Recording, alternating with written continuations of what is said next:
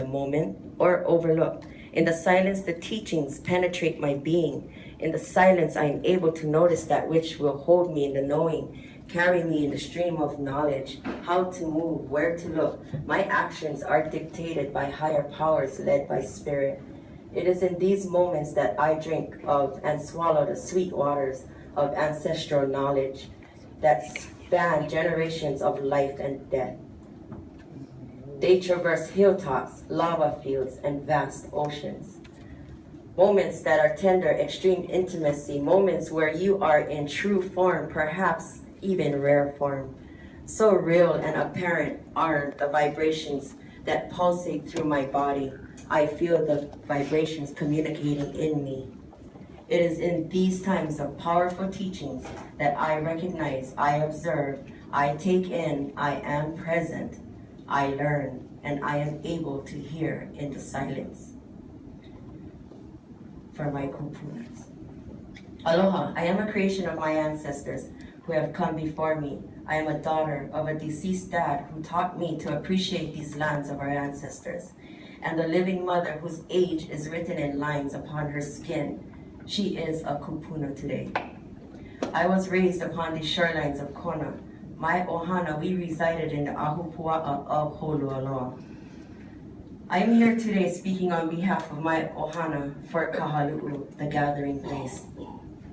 Indeed, it was a place where on numerous occasions we'd gather here to celebrate an occasion, from birthdays to funerals.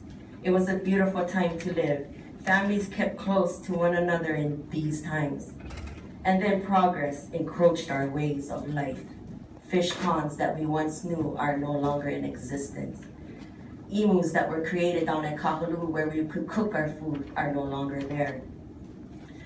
Kahalu'u was once abundant with ono good eating fish. We'd swim with them, feed them, and in return they fed us. Sustainability, mau'o.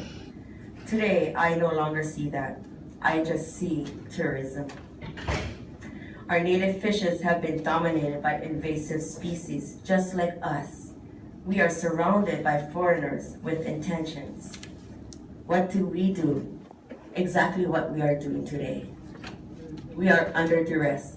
We are consistently being oppressed by those who see wealth and not the health of our people. What about our future? These lands were not made to be developed for foreigners. We are the bloodlines, the cocoa of these lands.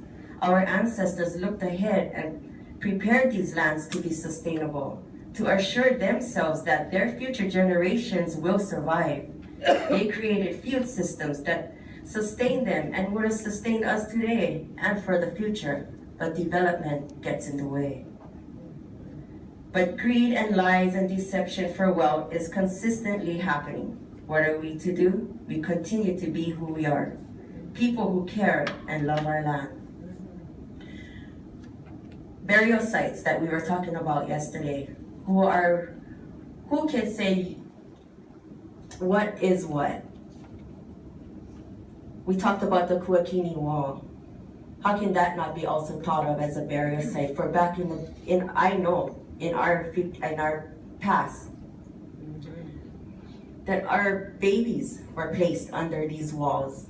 But to your knowledge, to what you really don't know as being the Kanakas of these lands, is there not imprints left for you to recognize?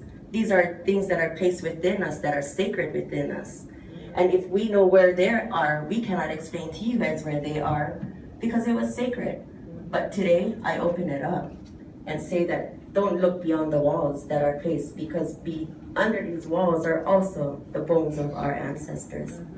So I'm here today to speak for my family and for the people of Hawaii and for the generations to come, that the places have names.